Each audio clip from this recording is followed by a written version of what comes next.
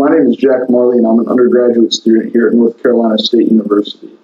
Every year, our institution spends $29 million on the 2.5 trillion British thermal units of energy needed to power our institution.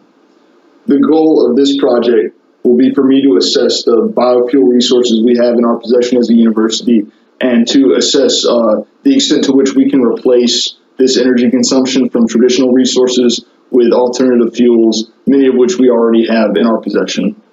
In doing so, I will be looking to assess the environmental impacts of this plan, break down the positives and negatives of each type of biofuel I will be looking at, and also to try to assess how much of our institution's energy consumption it is feasible to replace with these alternative biofuels.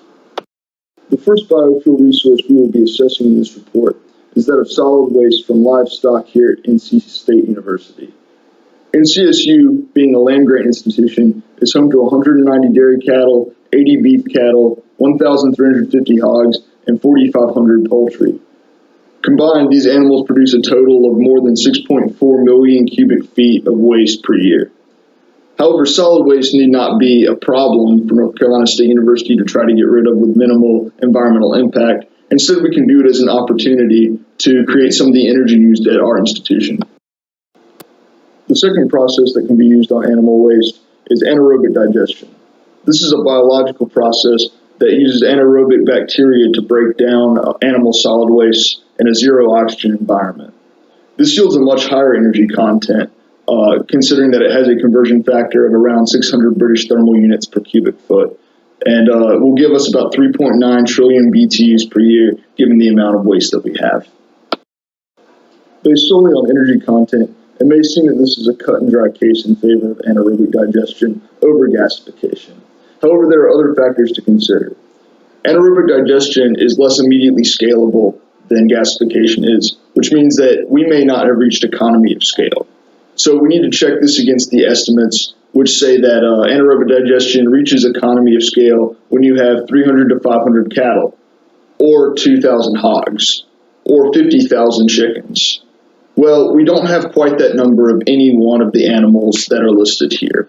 However, we do have about 250 cattle, which is more than half the amount recommended here. And we also have 1,350 swine, which is over half the amount of swine recommended here. So we can safely say that we have, if only barely, reached economy of scale for an anaerobic digester.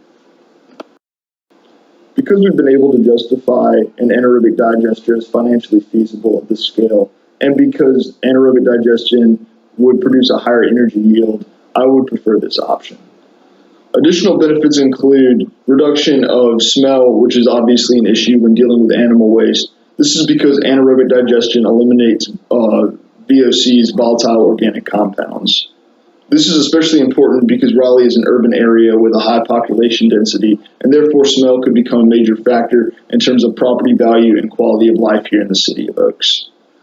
Another major benefit is that it reduces the volume of waste by 70% and reduces the percentage of waste that is solid. This is good news for the health of our waterways and streams here in Raleigh. Lastly, it converts nitrogen into ammonia, which is useful for fertilizer. This is beneficial once again because NC State is an agricultural school, and it can be a lesson in closing the loop for agricultural programs here at NC State. Now, it's important to note that this does not mean that there are zero environmental impacts associated with this process. The burning of biogas still releases CO2, and additionally, there are likely going to be some impact from building the anaerobic digester. Next, we'll be exploring the conversion of municipal solid waste produced here on campus into useful energy. The average person produces 533 pounds of municipal solid waste per year. North Carolina State is a home away from home for 33,755 students, as well as 9,069 faculty and staff. Assuming that even 1/3 of this 533 pounds per person is waste produced on campus and non-recyclable, that leaves us with 7.6 million pounds of waste per year. There were also two processes available for converting municipal solid waste into useful energy. These processes were incineration and gasification. Because the gasification of municipal solid waste is still in relative development, and because the incineration of municipal solid waste produced much more preferable energy yield values. In our case, 24.5 billion BTUs versus 8.9 billion. We chose incineration. As always, there are, however, environmental and human health drawbacks to incinerating municipal solid waste. As with incinerating just about anything, CO2 release and particulate matter release do occur to the atmosphere. In addition, because municipal solid waste is a heterogeneous mixture of very many different kinds of materials, carcinogens such as dioxins are also likely to be released to the atmosphere.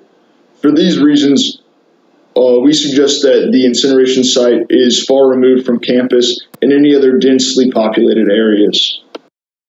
Lastly, we'll explore converting some of NC State's hill forest for the production of short rotation woody crops. Because hill forest is an outdoor learning laboratory and a functioning wilderness, we don't want to convert the entire 2,400 acre area into production for biofuels. Instead, we'll only take 1,000 acres. Fermentation this biomass for ethanol to replace gasoline use at NC State will yield 675 gallons per acre. At 7,600 BTU per gallon, this will yield a total of 51.3 billion BTUs from the 1,000 acres of hill forest that we plan to convert for biomass.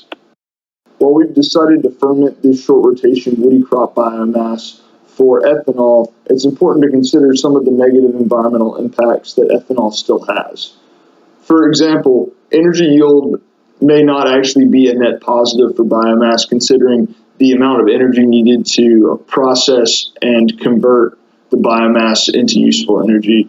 It's also important to consider that CO2 emissions still do occur upstream in the ethanol production process. Additionally, we are still using 1,000 acres of what used to be virgin forest in order to produce this product. Ultimately, these projects would yield about 79.6 billion BTUs and replace about 3.2% of NC State's annual consumption of 2.5 trillion BTUs. This includes 51.3 billion BTUs of ethanol from short rotation woody crops to replace over 1/4 of NC State's 191 billion BTUs used for transportation fuels. Even though this is not a majority of NC State's energy use, it goes a long way in exhibiting renewable energy technology and makes NC State a more comprehensive educational institution. Hello, my name is Jack Marley.